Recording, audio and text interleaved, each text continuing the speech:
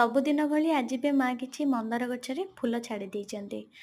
ତ ଏଇ ଫୁଲଟା କଣ ପାଇଁ ଛାଡ଼ିଛନ୍ତି ଆପଣମାନଙ୍କୁ ଆଜି ମୁଁ ତାର ଷ୍ଟୋରିଟା କହୁଛି। ତ ଏଇ ଫୁଲ ପ୍ରାୟତଃ ବହୁତ ସମୟରେ ମା ଛାଡ଼ି ଦିଅନ୍ତି ଭୁଲ ବଶତରେ।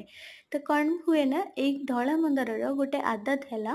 ତ ସକାଳୁ 8ଟା ପର୍ଯ୍ୟନ୍ତ ସେମିତି ପୁରା ବୁଜିକି ପାଖୁଡା ଗୁଡାକ ଥାଏ, ପୁରା କଢ଼ ଯେମିତି ଦେଖା ହୁଏ ସେମିତି ଦେଖା ହୁଏ। ଧୀରେ ଧୀରେ ଖରା ପଡ଼ିଲେ ତାର ପାଖୁଡା ଖୋଲିଥାଏ, ଯୋଉଟାକୁ ମା ଜାଣିପାରନ୍ତିନି। ଭୋରୁ ଭୋରୁ ସମୟରେ ଫୁଲ ତୋଳିଲା ବେଳେ ଏଇ ଫୁଲ ଗୁଡ଼ାକ ବଳକା କିଛି ଛାଡ଼ି ଦେଇ ଆସନ୍ତି। ସେଥିପାଇଁ ମୁଁ କୌଣସି ମନ୍ଦାର ଗଛର ଭିଡ଼ିଓ କରିପାରୁନି, କିନ୍ତୁ ଏଇ ଗଛର ଭିଡ଼ିଓଟା ପ୍ରାୟ ବହୁତ ସମୟରେ ମୋର ପୋଷ୍ଟ ଥିବ ମୋର ଚ୍ୟାନେଲରେ, କାହିଁକିନା ଏଇ ଗଛର ଫୁଲଟିଏ ହିଁ ପ୍ରତ୍ୟେକ ଦିନ ଛାଡ଼ିକି ମା ଯାଆନ୍ତି।